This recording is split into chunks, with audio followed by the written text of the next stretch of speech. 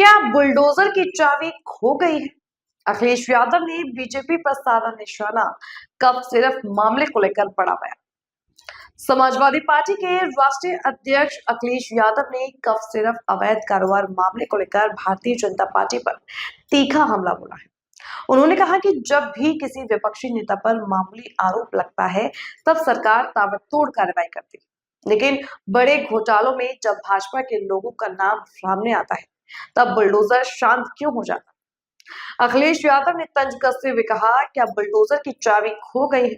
कब सिर्फ मामले में भाजपा से जुड़े लोगों की भूमिका सामने आ रही है, लेकिन सरकार कार्रवाई नहीं कर रही। उन्होंने आरोप लगाया कि कब सिर्फ के अवैध उत्पादन और सप्लाई नेटवर्क में कई प्रभावशाली लोग सक्रिय हैं जिन्हें प्रशासन संरक्षण दे रहा है। सपा प्रमुख का कहना है कि यह सिर्फ स्वास्थ्य से जुड़ा मामला नहीं बल्कि लोगों की जान से खिलवाड़ है। उन्होंने मांग की कि पूरे प्रकरण की हाई लेवल जांच होनी चाहिए और दोषी चाहे किसी भी पार्टी या पद से जुड़े हो उन पर सख्त कार्रवाई की जाए। विपक्ष के आरोपों पर भाजपा ने पलटवार करते हुए कहा कि सरकार कानून के अनुसार कार्रवाई कर रही है और सपा बिना तथ्यों के राजनीतिक बयानबाजी कर रही है।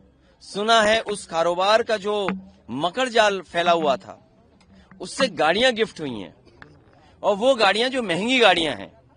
अभी सुनने में आ रहा है कि जिन जिन शोरूम से वो गाड़ियां ली गई हैं वो शोरूम वाले अब आपको बता ही नहीं रहे हैं कि गाड़ियां किसके नाम पर हैं। मान लीजिए लखनऊ शोरूम से गाड़ियां उठी हैं, जौनपुर के शोरूम से गाड़ियां उठी हैं, बनारस के शोरूम से गाड़ियां उठी हैं। अगर आप शोरूम में जाकर के जानकारी मांगेंगे तो आपको जानकारी ही उपलब्ध नहीं है। सुना है इस कारोबार और इस करप्शन से जो पैसा शामिल हुआ है, पैसा मिला है, उससे बड़े बड़े लोगों को गाड़ियां पहुंचाई गई हैं, आर्मर्ड कार्स भी ली गई हैं।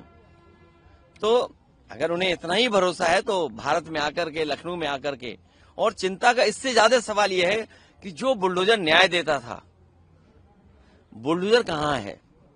क्या बुलडोजर की चाबी खो गई? बुलडोजर का ड्राइवर बुलडोजर छोड़ करके भाग गया?